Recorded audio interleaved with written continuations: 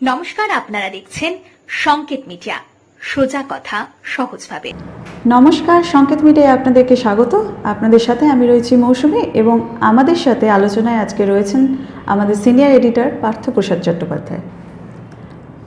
এবং আজকে যে বিষয়টা নিয়ে আমরা আলোচনা করব, বারুইপুর, যেটা গত শনিবার থেকে উত্তাল বারুইপুর একটা মর্মান্তিক এবং লজ্জাজনক ঘটনা ঘটেছে এবং আজ সকাল থেকে আরোই বারুইপুর উত্তাল, কিছুটা রাজনৈতিক কারণেও বটে।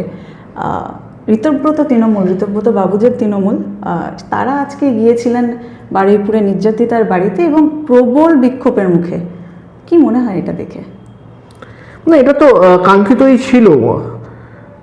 একেবারে সকালবেলায় বারুইপুরে বৃষ্টি পড়ছিল, বর্ষার বৃষ্টি, আর তার মাঝখানে উত্তপ্ত এবং উত্তাল বারুইপুর। কারণ তৃণমূলের ছিন্নমূল যারা, তৃণমূল থেকে যারা বেরিয়ে গেছিলেন প্রাথমিকভাবে এবং নিজেদেরকে ভালো দেখানোর চেষ্টা করছিলেন যারা, সেই ঋতব্রত বন্দ্যোপাধ্যায়রা বা তৃণমূল থেকে বেরিয়ে অন্য দলে সংযুক্ত হয়েছেন, এনসিপিআই না এরকম একটা কি দল, সেই দলে যুক্ত হয়েছেন যারা, তারা সবাই মিলে একসঙ্গে গেছিলেন নির্যাতিতার বাড়ি। আর সেই বাড়িতে যেতে গিয়ে সাধারণ মানুষের জনরোষের মুখে, বা হতে পারে যে কিছু তৃণমূল কর্মী তাদের জনরোষের মুখে পড়েছিলেন, এবং এটা খুব কাঙ্ক্ষিত, এটা স্বাভাবিক। এবং আমি বলছি যে বৃষ্টি যদি আজকে না পড়তো তাহলে এই জনরোষ ঠিক কোন জায়গায় গিয়ে পৌঁছতো, আজকে পুলিশকে আরো অনেক বেশি ব্যতিব্যস্ত থাকতে হতো, আরো অনেক বেশি সমস্যার মুখে পুলিশকে পড়তে হতো এই নেতারা, এই বিধায়কদেরকে বাঁচানোর জন্যে।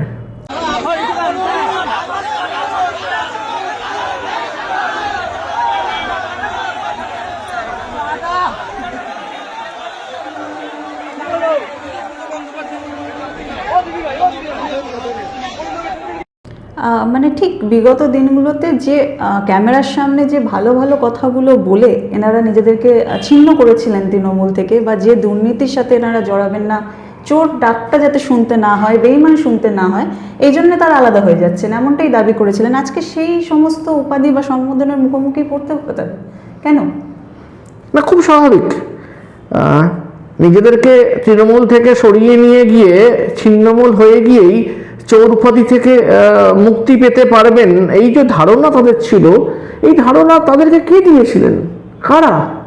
যারা দিয়েছিলেন তারা সাধারণ মানুষ, জনগণের দায়িত্ব কি তারা নিয়েছিলেন? হতে পারে যে কোনো কোনো ব্যক্তি বিশেষ বা দলের কোনো কোনো অংশ, তারা হয়তো বলেছিলেন যে তোমরা বেঁচে গেলে, তোমরা ভালো সেজে গেলে, ভালো তৃণমূল হয়ে গেলে।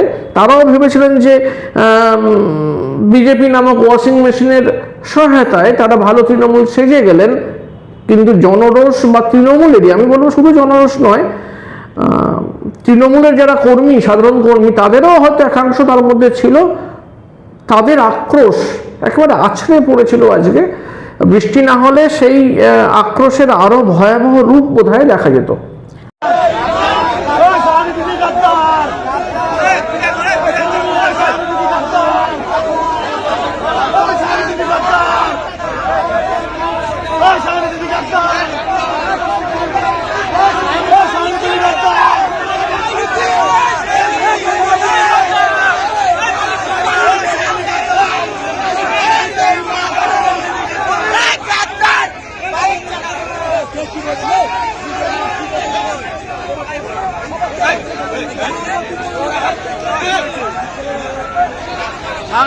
এবং বিগত দিনে জবে থেকে তারা আলাদা হয়েছেন, বিভিন্ন সোশ্যাল মাধ্যমে তাদেরকে যে কথা বারে বারে কর্মী বা হয়তো সাধারণ মানুষরা লিখছেন যে আপনারা কলকাতার দামি হোটেল ছেড়ে নিজেদের এলাকায় আসুন বা মানুষের মাঝে আসুন, তবে বুঝতে পারবেন মানুষ কার সাথে আছে। সেটারই কি একটা সংস্করণ আজকে দেখা গেল বারুইপুরে? গত শনিবার তোমার নিশ্চয়ই মনে থাকবে যে আমি চ্যালেঞ্জ করেছিলাম এখান থেকেই যে ঋতব্রত বাবুরা তাদের নিজেদের বিধানসভায় যদি যান তাহলে কত ধানে কত চাল তারা বুঝে যাবেন। কারণ ওই ঠান্ডা ঘরে বসে পারফিউম মেখে মিডিয়ার সামনে ভালো ভালো কথা বলা আর বিধায়ক হিসেবে নিজেদের দায়িত্ব পালন করা, কর্মীদের পাশে থাকা, যে বিধানসভায় জিতেছেন সেখানকার অভিভাবক হিসাবে তাদের সুখ দুঃখের সঙ্গে থাকা, এই দুটোর মধ্যে যে বিস্তর ফারাক, সেটা বোধহয় ঋতব্রত বাবুরা ভুলে গেছিলেন। আর মাথায় রাখতে হবে যে এই ছিন্নমূলের নেতা কারা, ঋতব্রত বন্দ্যোপাধ্যায়, সন্দীপন সাহা, তাই তো? তারা দুজনেই এবার প্রথমবারের জন্য এমএলএ হয়েছেন। তাই এমএলএদের যে কি দায়িত্ব, কি দায়, সেটা বোঝার মতো ক্ষমতা বা অভিজ্ঞতা কোনোটাই তাদের ছিল না। তাই এই সমস্যা। এবং একই সাথে আমরা দেখেছি ঋতব্রত বাবুর সাথেই ওনাদেরই গোষ্ঠীর সায়নী ঘোষ, যিনি ওখানকার সাংসদও বটে, তিনি গেছিলেন এবং তাকে কিন্তু বারংবার গদ্দার, বেঈমান এই শব্দের মুখোমুখি হতে হয়েছে। তিনি যদিও তার একটা পাল্টা করেছেন, আমি সেই বিষয়ে পরে আসবো, কিন্তু এতদিন ধরে তৃণমূলের হয়ে লড়তে থাকা সায়নী ঘোষকে আজকে এই কথা শুনতে হলো। কি মনে হয় কতটা প্রাসঙ্গিক? আমি একটা অন্য কথা ভাবছিলাম যে আজকে যখন সায়নী ঘোষকে এগুলো শুনতে হয়েছে, অভিষেক বাবুকে এটা দেখেছেন? যদি দেখে থাকেন তাহলে তিনি কি ভাবছেন? তার নিজের চেয়ার যখন তাকে ছাড়তে হয়েছিল, মানে তৃণমূলের যুব কংগ্রেসের, মানে যুব তৃণমূল কংগ্রেসের সভাপতির পদ যখন তিনি ছাড়লেন, তখন অনেকের নাম ভেসে উঠেছিল। কেউ ভেবেছিল দেবাংশু, কেউ ভেবেছিল আরো অন্য কেউ। সেই সময় অভিষেক বন্দ্যোপাধ্যায় নিজের ছেড়ে রাখা চটিতে পা দিতে, পা গলাতে বলেছিলেন সায়নী ঘোষকে। অভিষেক বন্দ্যোপাধ্যায় সায়নী ঘোষকে তুলে নিয়ে এসেছিলেন, তার পদে বসিয়েছিলেন।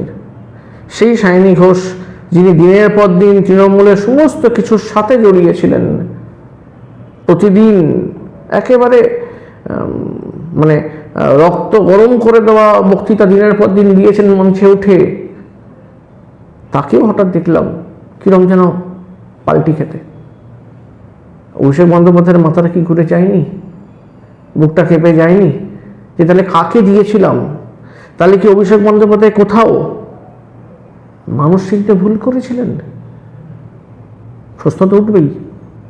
তবে সায়নী ঘোষকে সাধারণ মানুষ অন্তত ঠিক চিনেছেন, তাই তারা সায়নী ঘোষকে ঠিক যেটা বলবার তারা বলেছেন।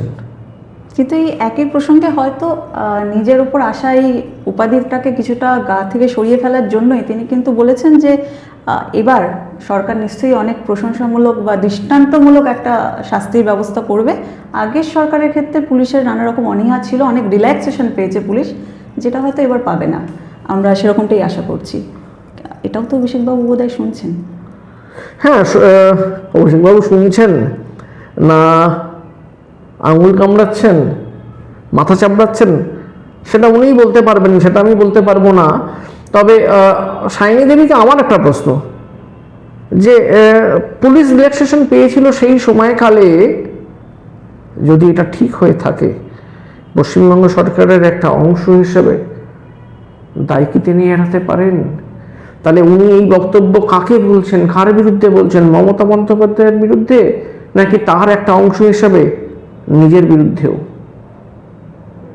তিনি কি দায় এড়াতে পারেন? ঠিক। এবং এই পরিস্থিতিতে সব কিছু দেখে আমার যেটা একটাই প্রশ্ন বারে বারে মনে উঠে আসছে, যে এনারা কি সত্যি নির্যাতিতার বাড়িতেই গিয়েছিলেন, নাকি নিজেদের ওপর থেকে যাবতীয় যে তকমা বা যে কালি বা যা যা আসছে সেগুলোকে কিছুটা গাছহারা দিতে চাইলেন এই সমস্ত কিছু বলে? নাকি এই গাছহারা দেওয়ানোর জন্যে বিজেপি সরকারও পেছন থেকে কিছুটা সাহায্য করলো? কারণ রোববারে মমতা বন্দ্যোপাধ্যায়রা যখন নির্যাতিতার বাড়ি যাওয়ার কথা ভাবলেন সন্ধেবেলায়, আমরা দেখেছি যে পুলিশ প্রশাসন তাদেরকে বাধা দিয়েছেন, এমনটাই অভিযোগ হয়েছে। বারে বারে অভিযোগ সোশ্যাল মিডিয়ায় ভরে গেছিল। অল ইন্ডিয়া তৃণমূল কংগ্রেসের যে সোশ্যাল মিডিয়ার পেজ, সেখান থেকেও বলা হয়েছে যে মমতা বন্দ্যোপাধ্যায়দেরকে, অভিষেক বন্দ্যোপাধ্যায়দেরকে তাদেরকে যেতে দেওয়া হয়নি, বাড়ির সামনে পুলিশ পিকেটিং হয়েছে। এমনকি গতকাল মমতা বন্দ্যোপাধ্যায় যখন মোমবাতি মিছিল করেছেন, সেখানেও নাকি পুলিশ আটকেছে, এরকমটাও অভিযোগ হয়েছে।